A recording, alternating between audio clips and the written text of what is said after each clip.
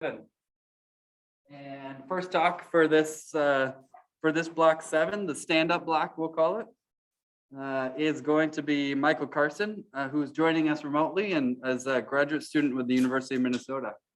Go for it, Michael. Thanks, Kyle. And can everyone see me? See my screen at okay? You bet, you're good. All right. Well, as Kyle said, my name is Michael Carson. I am a grad student at the University of Minnesota. I want to welcome everyone this afternoon. And I would like to present my topic on the need to reconfigure aspen stand management guidelines under climate change. So a quick kind of overview of what we're going to be talking about is a little bit about climate change, a little bit about aspen history and background. I'll talk about a simulation that we did and talk about some next steps and where we go from here. Let's go ahead and get into it. So climate change. Climate change obviously has a huge implication on forestry, and it's highly variable on and whose impacts we're not quite sure exactly how it will affect forestry in the near future. And one kind of simple way of thinking about climate change and maybe its impacts is Lieberg's law of minimum. It's a simplification, but it's a good visual to look at. The theory states that if one of an essential plant nutrients is deficient, plant growth will be poor even when all of the nutrients are abundant. So it's a good visual with this barrel here, and each slat represents a different nutrient, and whatever the shortest slat is what the maximum fill of that bucket can be. If you think of it from the plant's perspective, it has all these nutrients, but whatever the shortest supply nutrient is going to be what its limitation is for growing. And so in this study, we are assuming that that limiting factor is atmospheric carbon dioxide.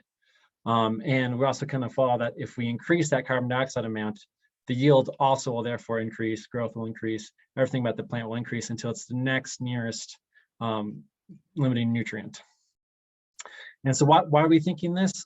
As everyone kind of knows, atmospheric carbon dioxide levels are increasing.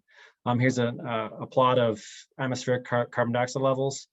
We have Antarctica ice cores and then Hawaiian, I guess measurements from Hawaii Mauna Loa Observatory. And the thing to note here is that while the localized amounts vary a little bit, the trends are similar globally. So, you know, it might be different in Hawaii versus Minnesota, but we're still seeing the same trends year to year. So in 1998, the Forest Service developed a study to assess the impacts of carbon dioxide and ozone, O3, on plant growth in Rhinelander, Wisconsin. And they increased atmospheric carbon levels to 560 parts per million, which is predicted for 2060, as well as increased ozone for the experiment. They found that forests grow faster in elevated atmospheric carbon dioxide concentration and slower in elevated tropospheric ozone, and that site carrying capacity is affected by both gases, as demonstrated by the developmental trajectories of the self-thinning populations. So to kind of summarize that in a quick visual, here's the different treatments. So we have two graphs. The one on the left is all 4 treatments, and the one on the right includes historic data. But just know that you have density on the y-axis and basal area on the x-axis on both. So we see the different treatments and the differences between the treatments, that ozone and that increased carbon dioxide on the left. And then on the right, they actually show it to some historic data, which in this case is Brenner-Kevorkian's 1934 comparison of aspen stands. And again, another caveat about this is that all of this experiment was based on small stands, small scale, and everything is less than 20 years old. The Brenner-Kevorkian's data is all over 20 years old. So this is kind of where we started, and this is kind of where we enter with our question. Our objective was to find, if we can find the face findings of increased growth rates, and that was in a control experiment. We want to see if we can see it in the forest-wide context. So where do we start? And whenever I think of where to start, I always think of looking back at the history. So let's look at aspen management history. So in 1977, Perala published the Manager's Handbook for Aspen in the North Central States. And that became the seminal text for aspen management.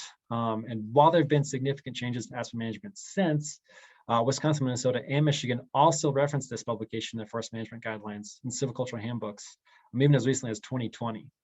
So this is already an old text, so perhaps enough cause to maybe warrant a new revision, but let's look deeper at it and see how those guidelines were actually compiled.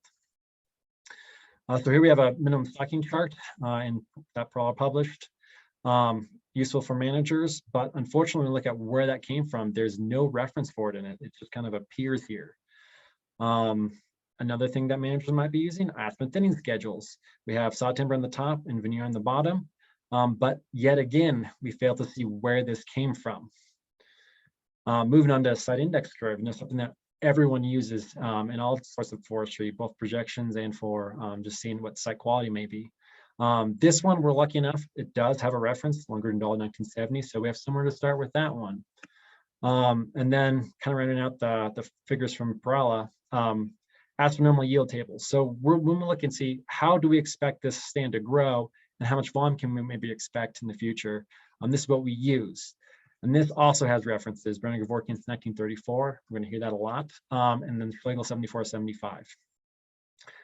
So we did kind of this deep dive, but to everything, and it followed all the way down. And this next figure is really busy.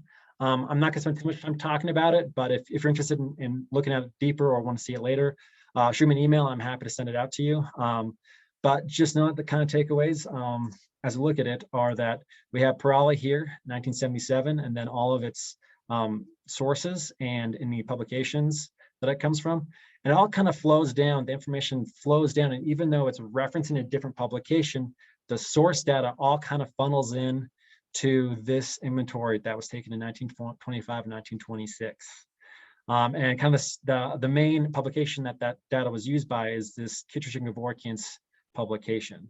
So just know that what we use in 77 is actually referencing data taken from 1925 and 26 and published in 29. So when we're looking through the old notes and records, we couldn't find much about the information. We even looked through surprise invoices, but we couldn't find a whole lot about what those areas were and why they chose them. But one kind of interesting thing, if you haven't read this, I encourage you to go back and read it because it's a very interesting take on aspen in the lake states. For example, it's the problem of aspen in the lake states, monotonous and scrubby looking growth of small aspen trees. You know, it's not a good thing, it's a problem. Whose desirable solution to the problem is the use of these aspen lands is replacement by other more valuable species. They wanted it gone. It was a weed to them. And at present, it was worth little or nothing except for areas where manufacturing plant that uses aspen. Now, that is a very different take than today. So we can already see just from an objective standpoint, how different it is from today and maybe some problems with using that old data. So let's actually get to the heart of the simulation and why we wanted to look at this again. So 25 and 2020, things have changed, you know, like it's a different world now.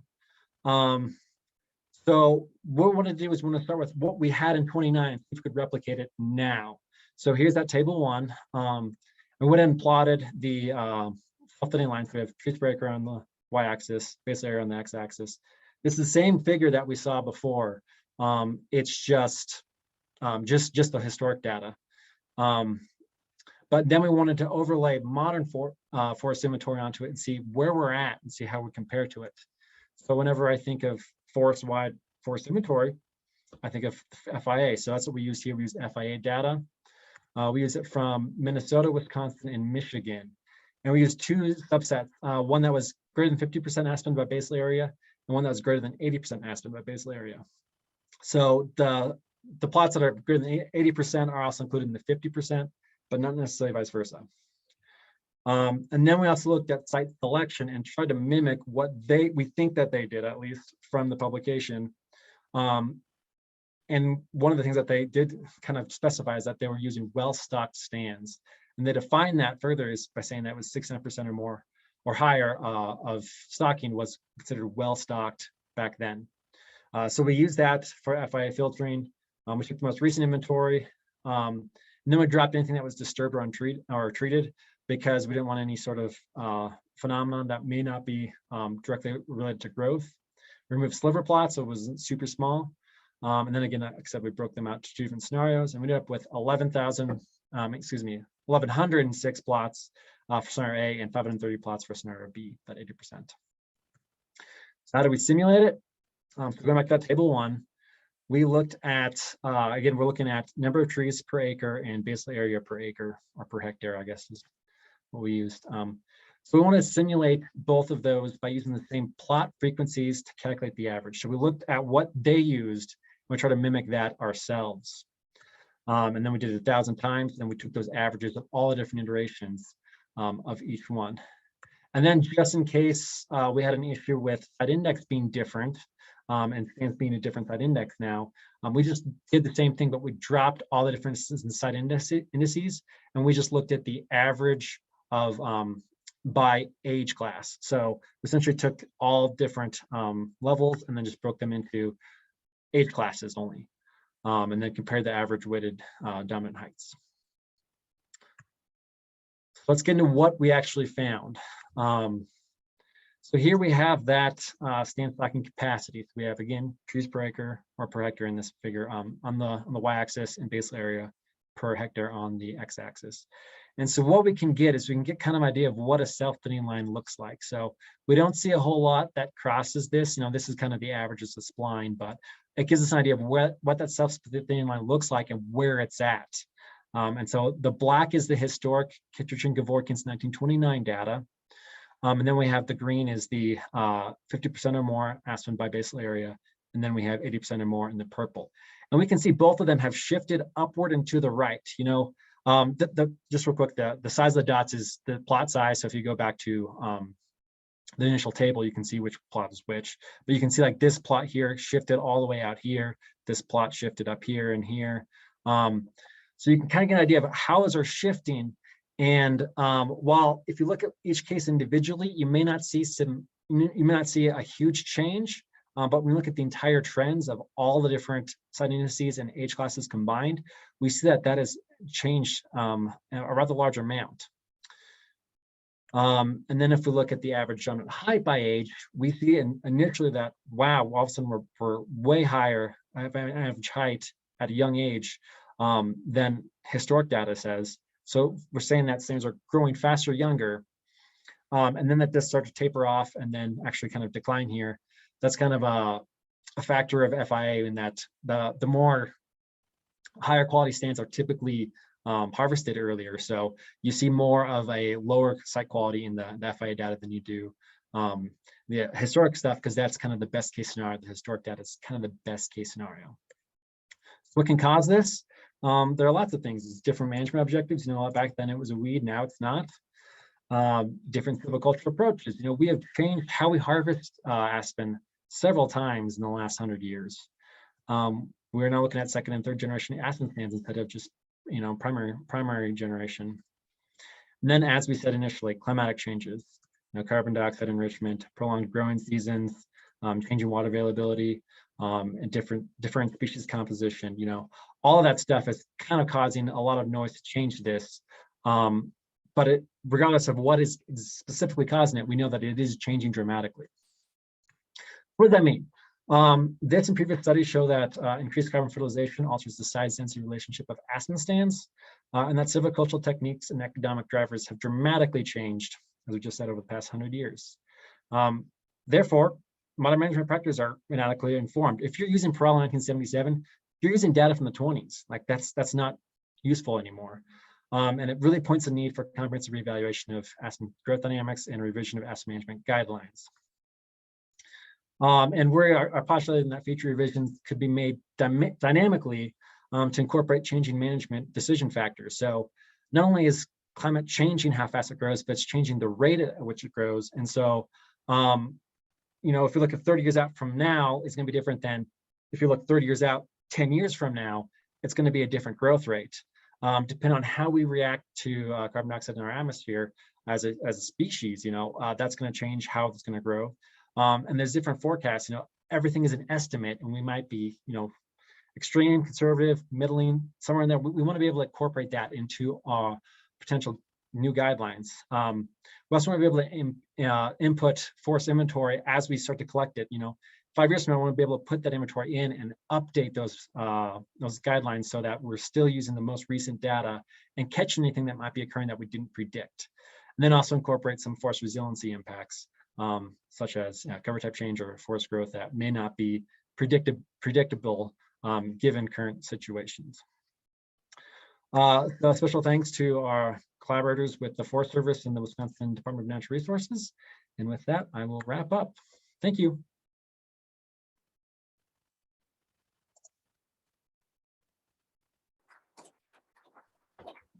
All right, thanks, Michael. So as I forgot my sheet. As our next presenter is coming down, we can stand up, take a quick stretch. All right. It should be a PowerPoint. Yep. Yeah. As long as I share the correct screen. I got to share it in the Zoom, just a second.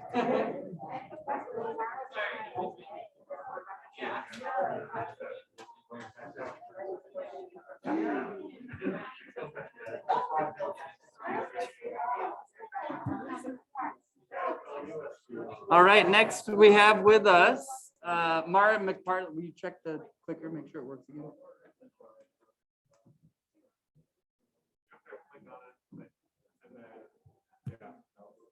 Here we go.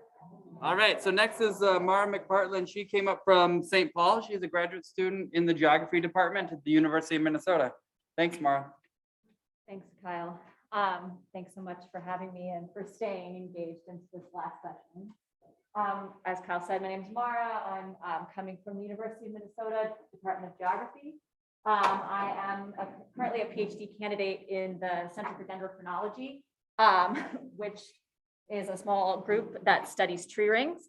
And Kurt and Lane are current and former members of the Dendro group. This research was also funded through the Department of Forest Resources from a fellowship that I received to work at the Center for Forest Ecology, which is in the Department of Forest Resources. So I'm happy to be here to talk about the work that I've done. So as I mentioned, I study tree rings and use of tree rings to infer things about the past. They could be ecological things or climate phenomenon. So anything that influences the growth of annual tree rings is kind of encoded in that archive. And we as dendrochronologists can go and kind of make inferences about the past through analysis of tree rings. So the questions that I was really interested in have to do with climate change and climate variability and its effect on tree growth in northern Minnesota. So to give just a little bit of background, I think this kind of relates to the law of the minimum, which was referenced in the former talk. So any kind of limiting factor is going to kind of show up in tree ring widths and variability in tree ring width from year to year. In kind of classically in dendrochronology, we think about climate as in some cases having a very limiting effect on tree growth, but that's not always the case. So here in Minnesota, we sort of have highly disturbed second growth forests, which tend to be what we call kind of complacent with respect to climate. So in other words, it's a good place to be a tree. Trees in Minnesota are not technically or typically thought of as being sort of highly dependent on year-to-year variability in the climate system. And we're more likely in Minnesota to see sort of stand dynamics, disturbance, limitation by nutrient availability, forest management, pests and pathogens. All of these things are very important in the sort of year-to-year variability and growth, perhaps more so than climate. However, I was undeterred. So I was interested to test this in northern Minnesota conifers and to see whether or not they exhibit any type of sensitivity to climate, and whether that sensitivity might be changing through time with climate warming. I was interested to test the effects of landscape, so uplands versus lowlands, and to see if we could kind of fingerprint any evidence for human-caused climate change and its effects on annual tree growth. So I tested this in 3 different species. I looked at red pine, I looked at black spruce, and I looked at eastern larch or tamarack.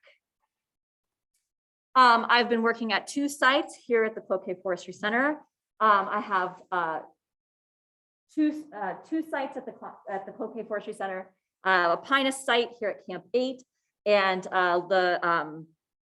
there's a black spruce site at the end of the esker. I'm sure many of you have been there to both of these sites. And then at the Marcel Experimental Forest, which is just to the west of here, I have 3 sites, both red pine, black spruce, and also tamarack. So the methods that I use are quite straightforward. I went out and collected tree cores from a stand of trees growing together in a cohort of similar age, same species, and I cored 15 to 30 individuals, 2 cores per individual. I prepped the cores and measured the total ring width for each. First, I dated each ring to an exact calendar year. And then I measured each ring for a total annual ring width. And then to source climate data, I used station data from here at the Cloquet Forestry Center and also station data from Marcel. Both have been running for many decades, although actually the Cloquet station data goes back all the way to 1900 or 1911. So it's a really rich climate data set. And for both of these, there are daily data and both temperature and precipitation data available. So I just ran some various different types of statistical correlation analyses to determine whether or not there is any type of relationship between the climate and year-to-year variability in climate and annual growth. Just to pause briefly before I get into some kind of more results, just a few facts. So some of you might be interested to know that the oldest red pine that I dated back to 1776. So very much an old forest. And then here at Marcel, the oldest black spruce that I dated back to the 1850s, and at Marcel to the 1870s. So actually these black spruce bogs have quite old trees, which you might not know from looking at them, considering that they tend to be very small. But they are old forests, or maybe old growth forests. I guess we learned a little bit about that earlier today. So to come to kind of my main result. So the thing that I found is not surprising. There is not particularly strong climate sensitivity at either of these sites. One thing we always expect to see, particularly in uplands, is a strong positive relationship with summer precipitation. And I did see that in the upland pine at Marcel, but not here at Cloquet. And then in the lowland sites, also some sensitivity in the larynx to summer climate. But what actually started to kind of pop out was a bit of a sort of more coherent sensitivity to spring climate. And not just temperature, but also precipitation at a few of the sites.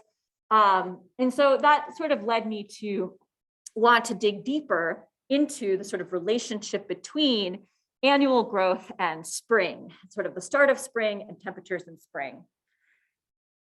So I should also add May 1st growing degree days. So I used daily data to calculate accumulated growing degree days in addition to just spring air temperatures. And those have very similar results to spring air temperatures because they are basically the same. So to get a little bit more into the kind of climatology here, we are seeing, as many people have kind of noted, but I'm showing explicitly here that we're seeing an advance in the sort of the start of spring. So these are spring growing degree day anomalies. That's a sort of a departure from a historic baseline. So I used the 1900 to 1980 data as a baseline and then calculated the difference between that baseline and the modern period. And as we can see, we're seeing a pretty sharp, in fact, more sharp increase in the Marcel record, but a pretty significant upward trend in the accumulated growing degree days in spring. So that's days above a particular threshold that is relevant to biological activity. In this case, I used a 0 degree threshold.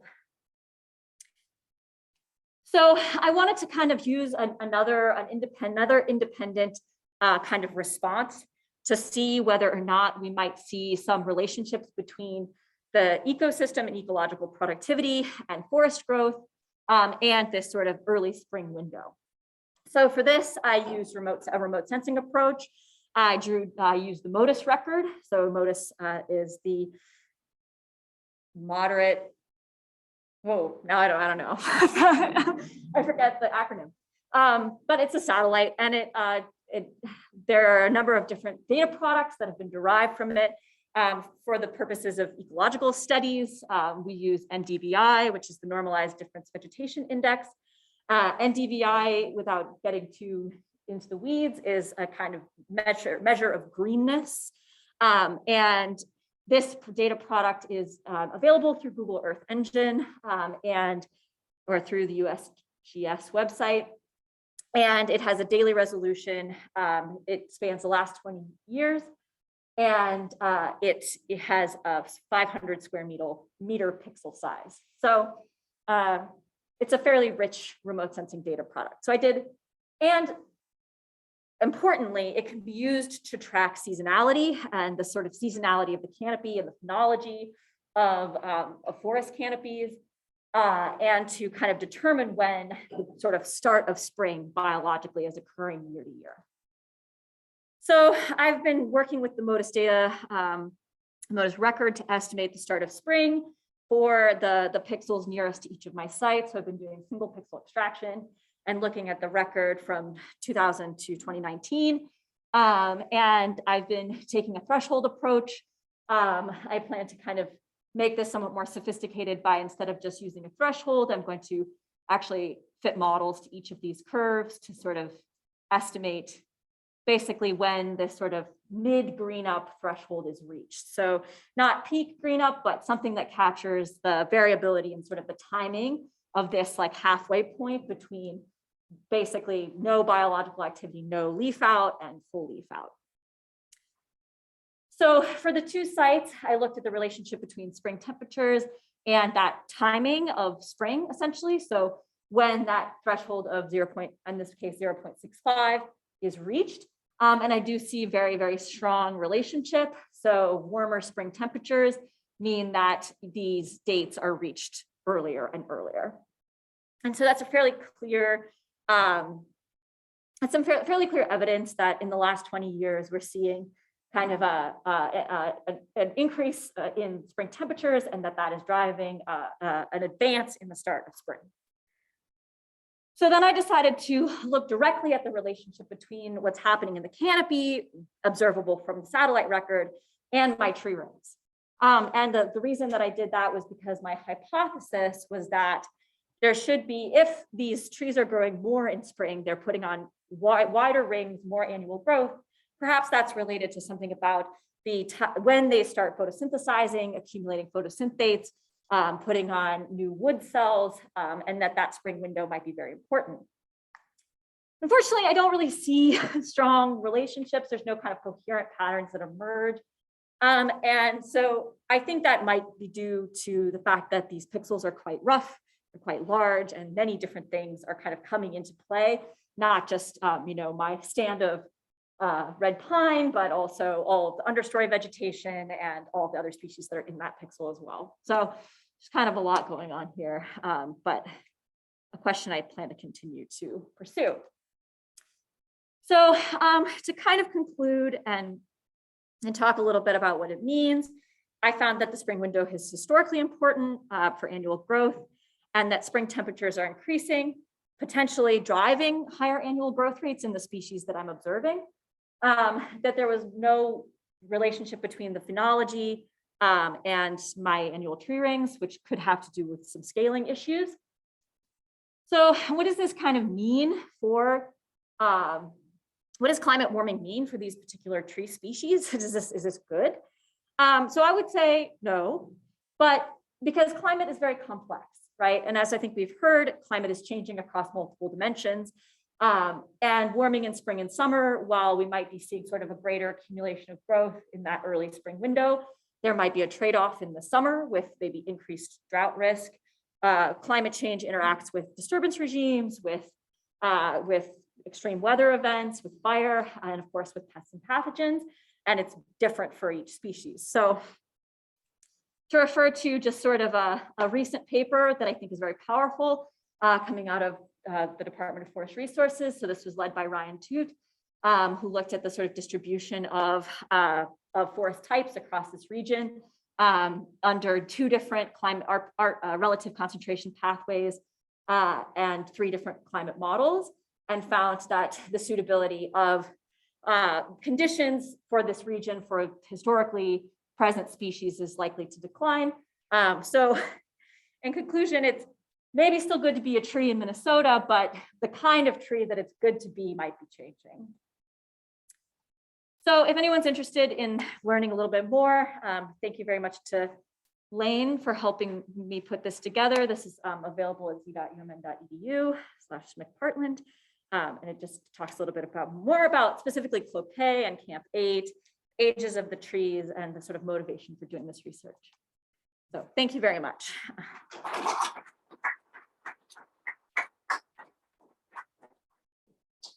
The trial going, stand up if you would. Thank you, Mara.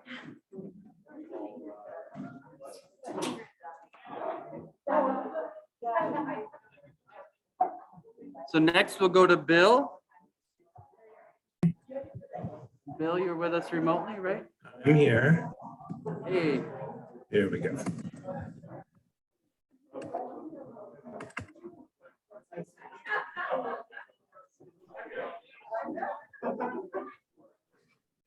All right, so we're gonna just a second, Bill.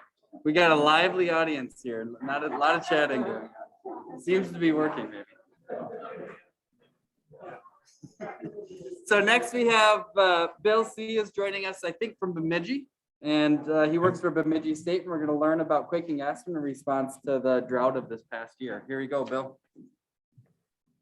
Okay, thanks very much, and welcome everyone. I know that we're near the end, and I'm sure you've seen a lot, and hopefully there's just a little bit left to go.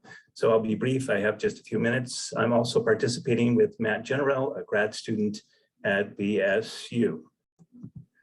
So regional context for the drought. It was pretty pervasive and persuasive throughout much of Minnesota. In the northeastern part of the state, mostly moderate to severe to the northwest, extreme to exceptional drought. For some more context, rainfall accumulated through May to March, just under 5 inches at the Bemidji Airport, which is a 10-inch departure. That's, I think, a big drought. For context, Cloquet received about double that amount of rainfall. Looking a little bit deeper into some data, perhaps this was one of the strongest, most extreme droughts of the last 100 years for at least this part of the region.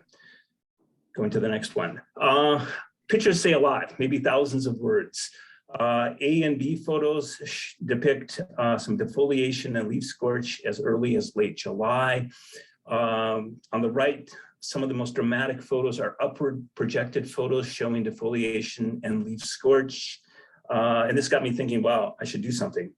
So I did some extensive field work with others, and I'm going to just briefly talk about some of the aspects here. A drought defoliation study with small aspen trees. I'll breeze through these words. Approximately 2,000 marked trees with GPS location that were stressed. Over 500 GPS located horizontal photos for more trees, and really exploding to roadside videos over 100 miles plus, and 50,000 is a low estimate, a lot of trees showing whether they are stressed or not to quantify the effects. And then, as I mentioned before, 600 GPS located upward pointing photos showing stress in canopies at 18 regional sites around Bemidji. A lot of words, I'm going to breeze through it. 2 sites at the Buena Vista State Forest just north of Bemidji. 1 site maintained through mowing effectively, older quaking aspen trees, 1 to 3 meters tall, site 1 called. Another site that was harvested in July 2020, vigorous regrowth, 100,000 ramets per square, per acre. 27 control trees that were not defoliated at site 1, 36 control trees, maybe they were trees, but they were individuals, maybe they were individuals at site 2. For each of the targeted control trees, there were 3 defoliated, manually defoliated trees. Some of those will be defoliated in subsequent years. And each week, normally on Mondays, refoliation was observed or not, along with leaf length for each of the plants and leaf number and chlorophyll content, along with some photography. Some key results very quickly. The site 1 trees, the older ones, so to speak, they didn't come back. About 28% of those individuals. For the younger, shall I use that phrase, site 2 trees, over 80%. So market differences. Only one of the control trees actually didn't make it into October with leaves. As far as the leaves, they were significantly smaller for the regrowth, for the defoliation. Site 1, slightly larger, significantly larger for the controls than the defoliation. And for the much more so for the vigorous regrowth, almost more than twice as big for the control versus the regrowth, and lower chlorophyll content as well. So the combined effects of drought and defoliation may have led to substantial mortality for these small individual aspen. Stay tuned for next year. For the canopy photo analysis, again, a lot of photos at 18 different sites. They were classified, these photos, using a k-means clustering algorithm. Canopy attributes like cover, porosity, and plant area index were estimated using this scheme. The key tasks were to quantify the reduction in canopy health for these drought-stressed canopies. You can see some of the results here. On the left in the raw photo, that's a normal looking canopy versus a heavily stressed, and I mean really heavily stressed with similar, probably canopy last year. Overall, after 100 photos that have been analyzed with pretty much the same probably canopy cover 1 year ago, about a 1.5 leaf area index reduction. A lot, that's a lot, and a lot more porosity. You can see the blue sky on the right versus on the left. How we scale this up, we use remote sensing, either Sentinel-2 at 10 meter scale, and you can actually see September 2020, no drought versus drought, drier conditions, canopy not looking as green. And then we've also looked a little bit at planet.com with all of its problems. 3 meter scale daily temporal resolution can pick out defoliation and leaf scorch at the individual tree level, which is pretty awesome. Really bizarre. The rains did come back in Bemidji in early September. And a funny thing happened, at least to me, and maybe some of you saw this as well. They started flushing out leaves. And you can see on the upper left, a little bit of green up at the top and scorched leaves down below. At one site, approximately 25% of the defoliated trees came back as green.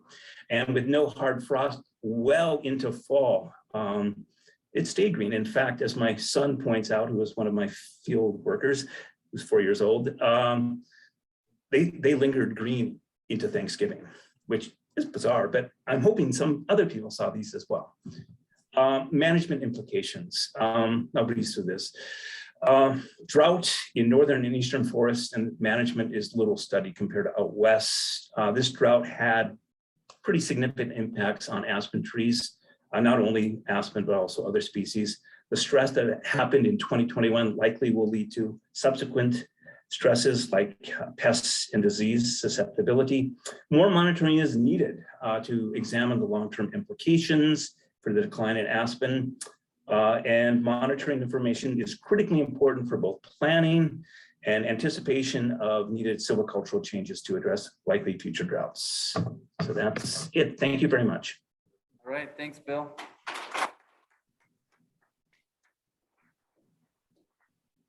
A nice quick stand up and sit down for those of us in person. Feel free to do it online as well.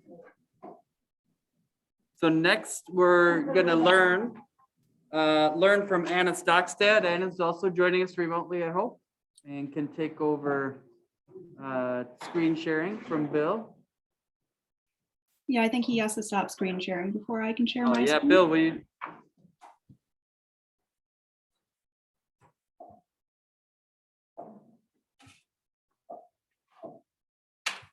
Bill, take a second to stop sharing your screen so that Anna can bring hers if you would. Thanks.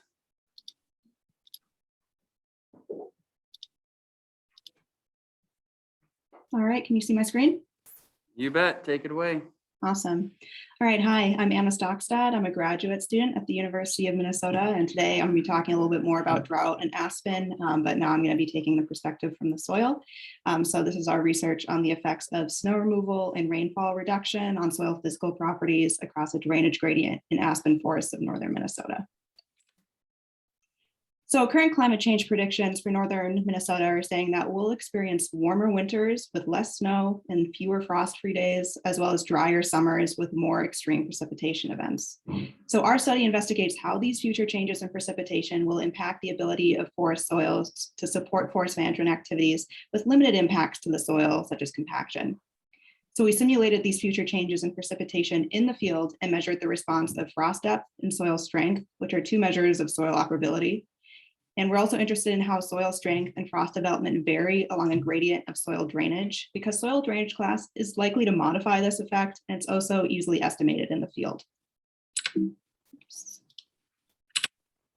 So our study consists of 3 sites in northeastern Minnesota, and within each site, there are 4 paired plots across the drainage class gradient, ranging from well-drained to poorly drained.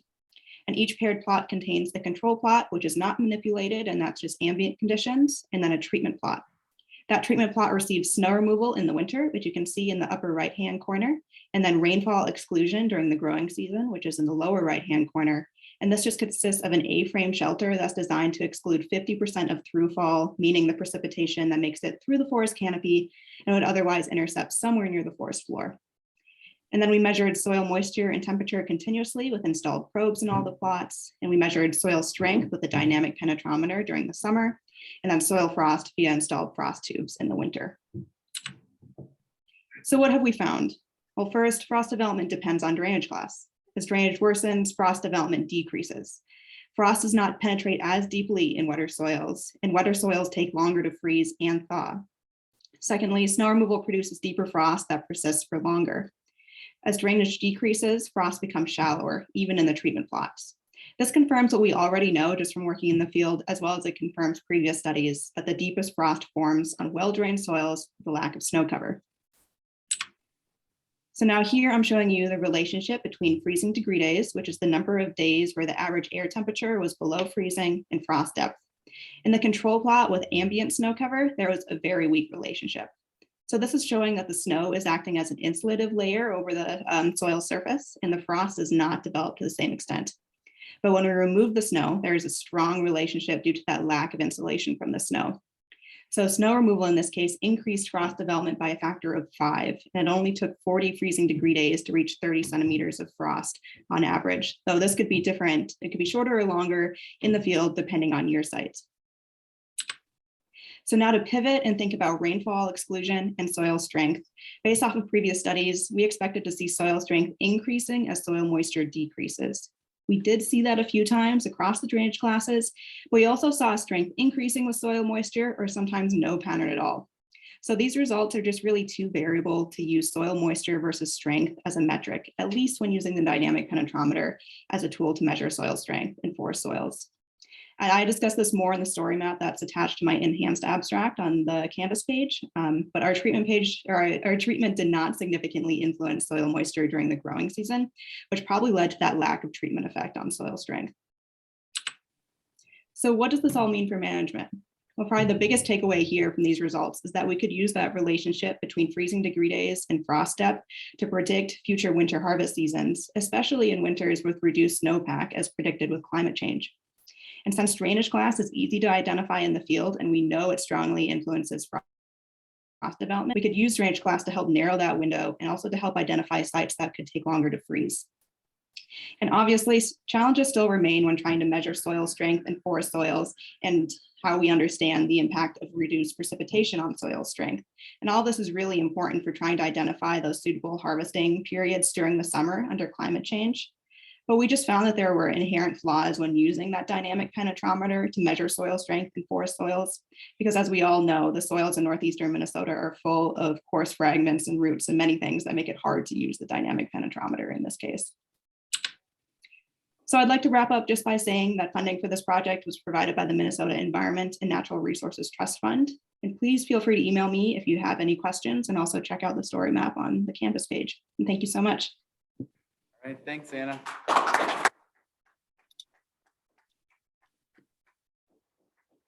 So as I get Mike's presentation, please stand up once again, nice up and down.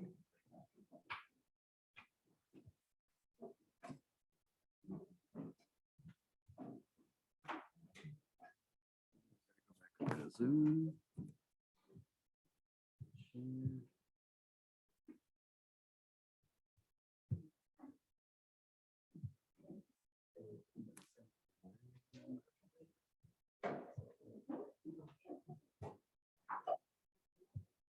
Okay, is it working? Yep. All right, go back one. All right, so we've got Mike Norp. Gonna talk a little bit more about nest trees for woodpeckers here in Minnesota. Oh, this is me. I get to finish us off. So there are 9 species of woodpeckers that regularly occur in Minnesota. Woodpeckers are ecological keystone species because, and ecosystem engineers because they are primary cavity excavators. They excavate their own cavities for nesting. And then once they're done with their nesting exercise or effort, those cavities become available for other species to use. So there are a whole host of secondary cavity users and other mammals, birds, tree frogs even. And these are secondary cavity users of snags that are still standing. Once the snag falls to the ground, there's another suite of species that can use those cavities. Things like snakes, salamanders, shrews, voles, weasels. So there have been a few studies, nesting studies that have been done that provide us most of the information that we have on woodpeckers right now. And those studies are kind of clustered in northeastern United States and Canada, and quite a few more in the northwestern United States and Canada. Some of the generalized results of these studies are that aspen is the preferred nesting species. One of the extreme examples is from British Columbia, where 96% of almost 1,200 nests were in aspen, and that's a location where aspen provided only 15% of the trees available. The other thing is through use availability studies in British Columbia, they found that woodpeckers preferentially select trees that are greater than 25 centimeters in diameter. Study in Alberta, Saskatchewan identified a 35 centimeter threshold as being important for pileated woodpeckers, yellow-bellied sapsuckers, hairy woodpeckers. 25 centimeters DBH is the minimum size that pileated woodpeckers will use. And then as you get into the smaller woodpeckers, they will use trees with smaller DBHs, so they have smaller thresholds. So what about Minnesota? Well, there is one ongoing study going on for red-headed woodpeckers in the Cedar Creek natural area in Anoka County right now. But other than that, I'm only aware of one study that's been done in Minnesota. That was Colette Adkins-Geis, did her master's thesis in Fillmore and Houston counties. So that's not exactly typical of our forested rangeland here in Minnesota, but she found, she had pretty decent sample sizes for most species. And she found that American elm and aspen were the primary trees selected for nesting. And she calculated mean diameters of the nest trees, and most of these DBHs fall within the range that have been found in other studies. Maybe the one exception to that is the northern flicker. So my efforts, I have been collecting nest records and compiling them into a database, and I started collecting incidental nest records in Minnesota in 1995, and a couple of the concerted efforts were some Chippewa National Forest nest searches in 1996, and then breeding bird atlas work for 5 years. And then after that, I did a pilot study where I wanted to search whole stands of aspen for woodpecker nests. And I found that rather unsatisfactory because I could not calculate the area that was covered. And also a lot of the aspen stands and FIM turned out to be northern hardwood stands instead of aspen. Then in 2018, I started a pilot survey where we ran transects, and we're looking for nests on transects. And I had a network of paid interns and volunteers doing that work with some mixed results. but they did find quite a few nests for me. And also then after that, one of the unintended benefits of that pilot project was that some of those volunteers kept finding and reporting nests to me, incidental nests to me in the years afterwards. And one of the benefits of the transects is they ran through all sorts of different cover types of different ages. So what did I find? 144 nests here. Aspen in Minnesota is the primary nest tree again. Looking at tree diameters for all trees. Got some estimates. And then I wanted to look strictly at aspen. And if you look at the diameters of the aspen nest trees for the different species, they're just a little bit less, but they're almost equal to the data for all trees, just a little bit less. The big difference is downy woodpeckers, or the aspen nest trees were quite a bit smaller than all of the trees averages combined. So then I wanted to look at tree ages.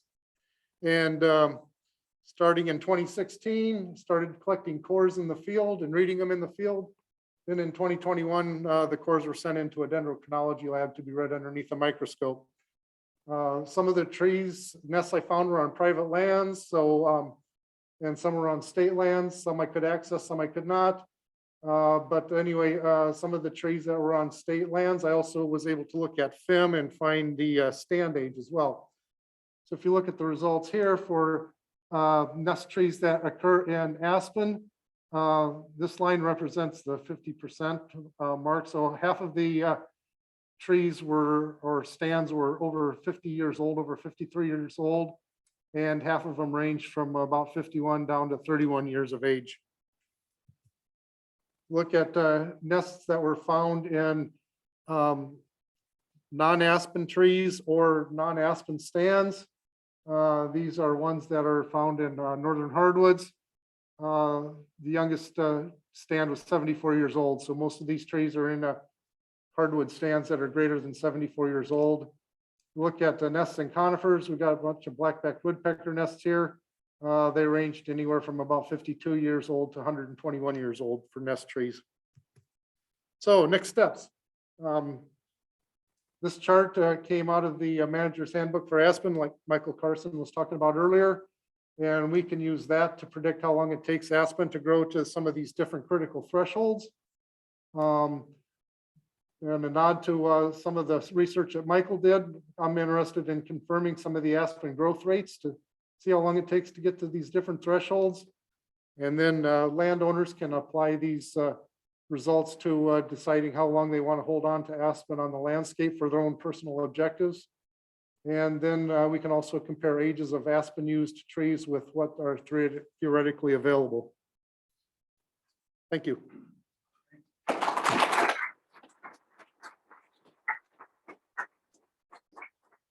Stay up tomorrow. Will you come back up for our question block? I think that's it for in person, right? Michael, Carson, and Bill and Anna are all online. So Eli, if you go ahead and share your screen. I'm on it. Oh, wait a minute. I'm on the wrong block here. Can I get to it? We do have several questions. We don't have as many as we've had for some other blocks. So I encourage folks to add additional questions and go on upvote and so on. But we've got several good ones here. So Kyle, you're on. Yeah, so Michael Carson, how are the changes in stocking being represented in terms of stand level yields? Anecdotally, it seems that the stand volumes are often much higher than predicted from normal or empirical yield tables, even more recent ones such as Han 1982. A great question. So the answer, as always, is it's confusing in that so we didn't actually take any sort of volume into account in this. We just looked at stocking, but because we stratified by height class, volume being a function of height and basal area, the bigger basal area we have, the more volume you could say that we do have. So so we actually saw that too, and actually led us to think of a kind of a follow-up question. I didn't get really into, but kind of a question is like, what about site index and our trees? We kind of showed in that part B of the analysis that we think trees are growing higher, faster, which also calls into question, is site index even a worthwhile thing to be trying to use to classify site qualities and project forward if those curves are inaccurate? As I kind of drill down, the earliest indication of that site index curve is prior to 1925. And we just have one reference of a note that Kevorkian's had of what created that. So using those for empirical yield tables, we're actually seeing the same thing in our data too. So I can actually echo what Sawyer's saying there. But for this specific study, we did not look at any of the yield volume information, just the basal area and the trees breaker. All right, thanks. Amara, so I'll read it out loud for the sake of making sure everybody's on the same page. We're actually it looks like, okay, thanks, Eli. Okay, so Mara, spring temperatures interacting with periodic frosts also lead to declines in growth because of frost damage to emergent tissue. Were you able to pick up spring frost anomalies in your tree ring data? I think that's a really interesting question. And the answer is that I'm not an expert at identifying frost rings. But I will say I don't believe that I have observed many, if any, frost rings, especially I think in the lowland sites. Like I think that they tend to be pretty conservative in terms of like the initiation of xylogenesis. Like when these lowland sites, the soil temperature stays so cold for so long that I think it actually takes quite a bit to like, so I think that I do agree that phosphorus is increasing and is a concern, but I don't think that I have seen that in my series. We're a bit groggy in the spring as they're Very groggy, yeah. Okay. So Mara, another question, did your response analysis include prior year climate variables? Some of these conifers have a very determinate growth pattern, so prior year can be quite important. Yeah, I need to do that. I haven't done that yet. I haven't looked at the relationship between prior year. I think that's one of the really interesting things about these tree rings is that they can be correlated with multiple climate years, and that can be the result of biological memory kind of carry over from year to year, kind of features of the climate system also persist. So last year's drought might continue to have an effect on this year's growth, for example. So that's definitely something to look into. Yeah. So you also mentioned the possibility of increased growth. Isn't it likely that earlier onset of spring and warmer temps will use up the available soil moisture earlier in the year? Yes, I think that's definitely so. I didn't really talk that much about it, but other people mentioned kind of the fact that the last 30 years in particular have been very wet. And so maybe we haven't really seen that sort of these trade-offs come into play. But I do think in a drier year, there might be kind of more of that where, yes, exactly, like earlier initiation of growth might sort of cause more evapotranspiration out of the soils. And in a dry year without a lot of replenishment from precipitation, that could lead to reduced growth as the tree becomes stressed out sooner in the summer. So yes. Anna and Bill, I'm wondering if either of you two would want to say something about how spring warmer temps might impact soil availability or soil moisture availability. That's, I think, Anna, something that's kind of part of your study, and obviously drought was a huge part of what you were exploring, Bill. Right, I can chime in. I can't see myself right now. So I think warmer springs tend, at least in this part of Minnesota, tend to be associated with drier conditions. It certainly was the case last spring.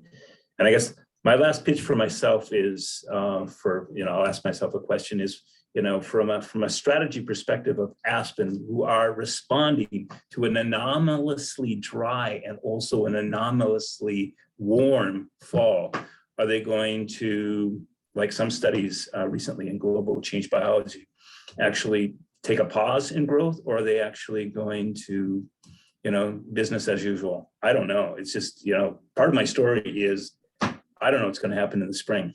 So as far as soil moisture, I do a lot of work with respect to monitoring. The struggle with soil moisture is that it's so heterogeneous. I can put down a couple of soil moisture probes, TDRs, and get dramatically different results. So one actual, the struggle with monitoring soil moisture, except at that point, is how representative is it, particularly for short-term measurements? How representative is it for the area, for the region? It's a dicey problem. Okay. Anna, what are your thoughts on that, on the soil moisture question here? Yeah, no, I totally agree with everything that Bill just said. And it's also extremely site specific, like how I was talking about drainage class. It's going to vary. But I totally agree from what I've read earlier onset of spring, and the warmer spring would lead to a drier summer, I would expect. But again, it's so site specific, you know. Yeah. All right. Thanks. Mike, so Amy says, am I understanding correctly that you have found snakes inside woodpecker cavity nest trees? Is this common? And it, should they now be officially afraid of woodpecker nests? No, the snake is from the literature, and those are from the snags that are on the ground. So it's once they're on the ground that they're available to snakes. Yeah. So Amy responded that she's already afraid of the ground. So that's good to know that she doesn't have to be afraid of one more thing. So what are your thoughts, Mike North, on why aspen seem to be a preferred cavity tree? Yeah, I'm gonna take the next two together because the answers go hand in hand. Aspen is a nice softwood compared to the other northern hardwoods. And the fungi Phalaenus tremulae causes the conchs that you see on the outside of the trees. And so that's a visual cue to the woodpecker that there is some heart rot going in that tree.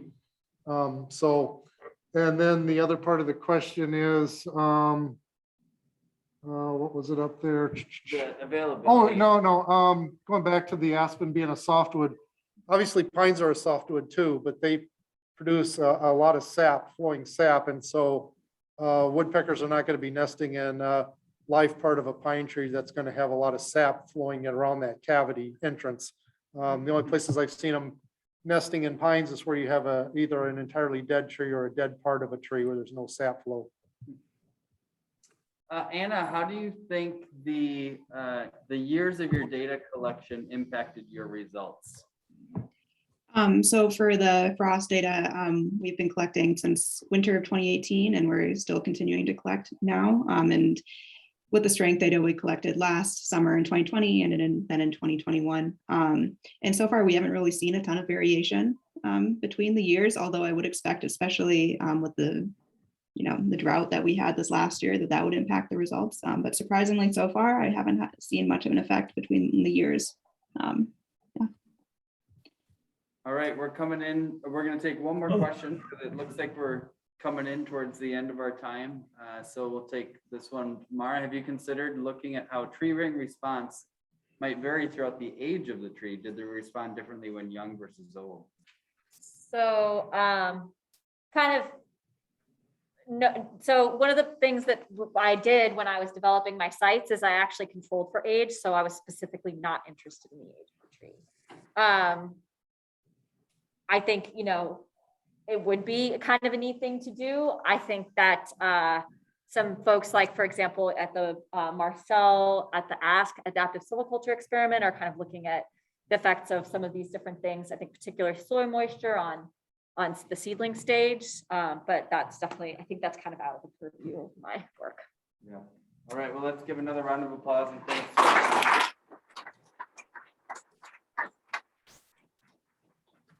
For the questions that we weren't able to answer live, if you all have been, the presenters have been tuned into the Slido, please go ahead and answer those questions within Slido. So Eli, I don't know if you have a wrap-up slide that you wanted to bring up, but Lane and I are going to kind of tag team a wrap-up. So first and foremost, thanks so much to everybody in person and everybody online for joining us for a couple of days of shared learning. These things can't happen without people being willing to come present and people to come ask questions and be part of the discussion in our break times and during lunch and so on and so forth. So we really appreciate that you chose to spend a couple of days with us. There will be SFEC is constantly trying to figure out what they did well, what they didn't do that well, what they did moderately well, whether or not they should let somebody ask everybody in the audience to stand up in between So they're constantly doing evaluations. So I think Eli said he will be sending out via email the evaluation link to everybody tomorrow. And so I know they've adjusted things based upon people's feedback in the past. So it would be very much appreciated if you're able to fill out that survey so you can help them continue to improve, continue to either maintain or improve their ability to produce content and produce learning events like this. Continuing education credits, if desired, are available at the link on the screen, z.umn.edu/RPRCE. And I don't know how, I think it's, at least I was talking to Garrett, just maybe 20 credits. How many credits are available? 10 for both days total. I think it was Okay. 5.5 and then 4.5 for today or something. Like that. Okay, so maybe it's a different credit system for the NRCS. So 10 CE credits that are available. Eli or Lane, anything else to wrap up with? I've got a couple of quick thoughts. So I'm sitting here feeling bad for myself that I wasn't able to join everyone in person. It's great that you were all there, that we had such a good turnout throughout the event. And I want to thank all of you for making the trip in person, and also those of you who stuck with us online. We had about 40 people online both days, throughout the days. And it was really great. As I was sitting here and listening, my mind wandered a little bit, and I was thinking about some other things we need to do. And I want to recognize a couple of things. I'll call out one or two people by name, but it's the bigger, the community, I think, in general. You all know, you've heard me talk about this weird Slido system that we use. But I really want to thank all of you for embracing that. I don't know how you all felt, those of you who are in the room, about the idea of having to pull out your phone and type something in to ask a question instead of just raising your hand. I do think it creates a much better opportunity for folks online as well as in person to have kind of a level playing field for questions and answers. And I really appreciate everyone jumping into that. I can't believe this, but we had 91 different people post or thumbs up or reply to a question throughout the event. That's crazy, 91 people. We had 171 questions posted and 584, thumbs up. So that's just great. Again, thank you all for doing that. I thought Kyle and Lane did an outstanding job sort of facilitating those Q&A sessions. We got through a lot of questions, and speakers did a great job too, giving focused and concise answers. I was thinking too, we should to recognize that. And Kyle said at the beginning, and we say every year, we really want everyone to participate. We want this not to just be a one-way, dump of information from speakers. That's why we have long breaks. That's why we have long Q&As. We spent an hour and 45 minutes in Q&A sessions, 15 minutes per block across the 2 days. It's important to us that you have a lot of an opportunity to engage in that conversation. As well as those long breaks to talk to speakers. And I want to call out us, and I was thinking, we should do an award. We should recognize the person that posts the most questions or the most popular questions or something. And I'm just going to go out on a limb without analyzing any data, but I'm pretty sure that Sawyer Scherer would have taken that award this year. Sawyer posted a ton of good questions, questions that, and it's not about popularity, but questions that a lot of people thought were relevant and interesting, got a lot of thumbs up, and many of those questions got asked and led to some really good responses. So Sawyer, thank you for that. Many other people did as well, and I just wanted to recognize that. These events, as Kyle just said a minute ago, they really are community events. We had 43 talks, a lot of different speakers, and a lot of good questions and answers and conversations. And I hope you're leaving not just thinking, well, I heard one or two interesting things, but that more people than you did when you showed up. You've built some relationships, you have some email addresses and contact information that you can use to follow up and so on. I'll leave it there. It's 4 o'clock. It's the end of the second consecutive long day, but this has been great. Thank you all, online and in person. Thanks to Kyle and Lane for stepping in and taking a really big role to manage things so well on site. And I sure look forward to seeing many of you in person as soon as I can. So thanks, everyone. Thanks, Eli.